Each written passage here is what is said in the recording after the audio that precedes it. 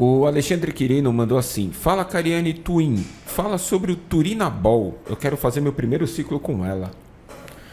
Bom, vou falar alguma coisa que o Leandro fala depois. Turinabol é uma droga de via oral, que ao contrário do que a maioria das pessoas pensam, ela precisa de uma concentração muito alta, tá?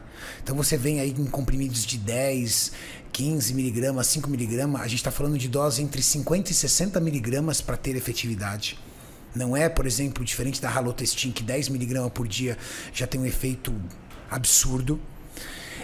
Ele não tem o mesmo nível de hepatotoxicidade de uma Halotestin, por exemplo.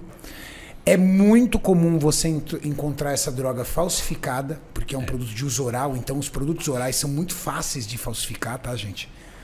E a Turinabol é meio que uma... É difícil achar original, né? É difícil. É meio raridade. Uma droga de assim. força, né? Para melhorar a sua capacidade de força, densidade. É uma droga pouco androgênica, as mulheres costumam utilizar também. O pessoal acha que é muito forte, porque é uma Dianabol que teve uma mudança.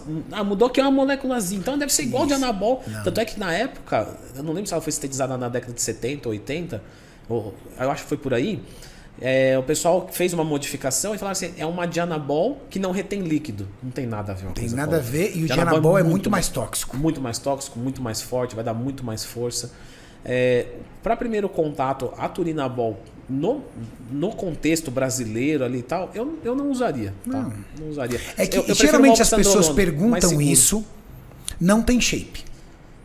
Porque o que acontece? Geralmente as pessoas que perguntam isso não tem shape e quer fugir da agulha. Você quer tomar bomba, mas tem medo de agulha.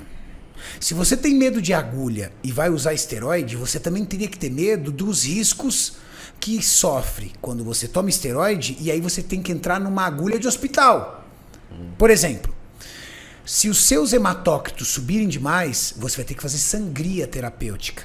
Você vai ter que fazer exame de sangue. Porque você tem risco de AVC e trombose. E é muito comum elevar hematócritos quando você está usando esteroide. Você tem medo de agulha? Sabe? Então, muitas pessoas, por medo de agulha, fazem uso de esteroides equivocados e ferram com a sua saúde. Quer ver um exemplo? Vai lá e faz 50, 60 miligramas por dia durante 8 semanas de oxandrolona ou estanozolol e me conta depois se você não está jogando sinuca com corda. E não só isso, né? O perfil lipídico vai ficar horrível e tal.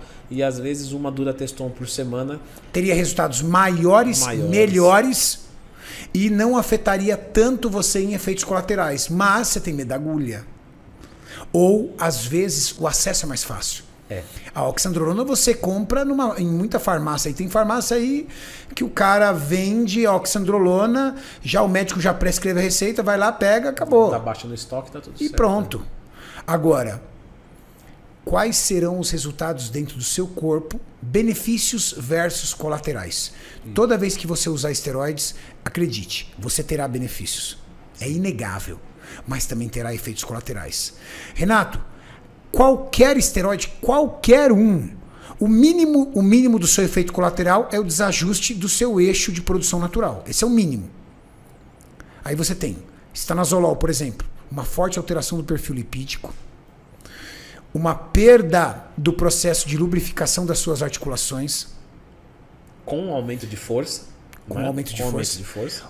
Um aumento da sua hepatotoxicidade, porque ele é hepatóxico. As pessoas não sabem, mas pensa numa droga que traz muito efeito colateral, a estanozolol. Muito, antigamente era muito comum, né, o estano, assim, porque era barato, dá muito efeito. Vende manipuladinho, você pode tomar em comprimido porque ele tem uma boa absorção via oral, diferente da texto, que você fica aí com 30% da concentração aí do esteroide. E eu lembro que o pessoal também gostava dele, porque na primeira semana ele aumenta a libido, porque ele diminui o SHBG, deixa texto total mais livre. Aí o cara se anima, ele fala, beleza, tô tomando depois um negócio... Depois ele vai lá pra baixo. Porque depois faz retroalimentação negativa lá no hipotálamo, média HFSH diminui, texto vai lá pro pé, o SHBG vai ficar alto e aí ferrou com tudo. Então, lógico, a gente tem que fazer essa... A gente tem que falar isso, né, Karina? Você vai fazer a utilização, procura um profissional, é óbvio, tá? Mas se você vai fazer a utilização procurando esse profissional, Eu acho que seria muito legal você discutir com o profissional, você sendo homem, claro, em buscar testosterona, porque é um hormônio que já está no seu corpo e talvez você vai superdosar ele, mas é mais fácil você corrigir, é mais fácil o seu médico corrigir as coisas. E outra, é aquilo que o Twin falou. Testosterona é um hormônio que o seu corpo produz. Testosterona em maior concentração no seu corpo e controlada, tá aí com o acompanhamento médico, tem mais resultados benéficos com menores efeitos colaterais. Testosterona sem um controle médico, você começa a ter uma alta muito grande de testosterona no seu corpo e baixa captação dessa testosterona no seu tecido muscular, ou seja, poucos receptores, pouca massa muscular, você começa a ter ação da 5-alfa-redutase convertendo em DHT e você tendo problemas de perda de cabelo, de queda de cabelo e pele. Fora irritação. DHT alto, o cara fica com o cão no corpo. Ou então você pode ter a ação da enzima... A ação da enzima... Qual que é que você quer falar? Ai, caramba. Conversão em estradiol. Da enzima de aromatase, que converte em estradiol, fazendo com que você tenha o risco de ginecomastia. O seu corpo, ele tem mecanismos contrarregulatórios para manter você em equilíbrio.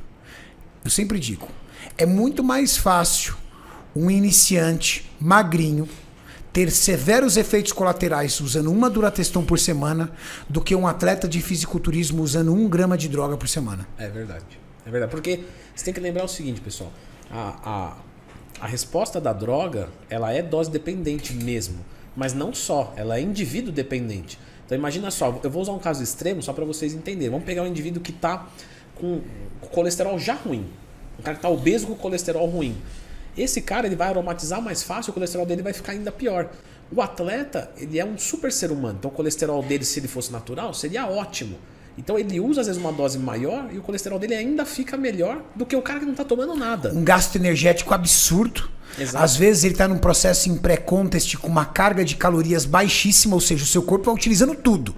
Aeróbico. Caiu uma molécula de gordura ali, ele capta para transformar em energia. Aí o gordinho fala assim, mas eu também estou fazendo aeróbico. Sim, mas você faz aeróbico a 5 por hora e o atleta faz a 8 por hora. Então quer dizer, é outro grau de aeróbico. O atleta faz 1 hora de aeróbico sob uma taxa de metabolismo basal de 3.000 e você sob uma taxa de metabolismo basal de 1.800. Ah, mas aí eu também treino musculação igual ele. Sim, mas ele levanta 300 quilos no agachamento e você levanta 3. A diferença grande. Gastos calóricos totalmente diferentes. E uma coisa muito importante no que diz respeito a esteroide. Você tem receptores. Receptores é aonde o hormônio circulante no seu corpo se liga.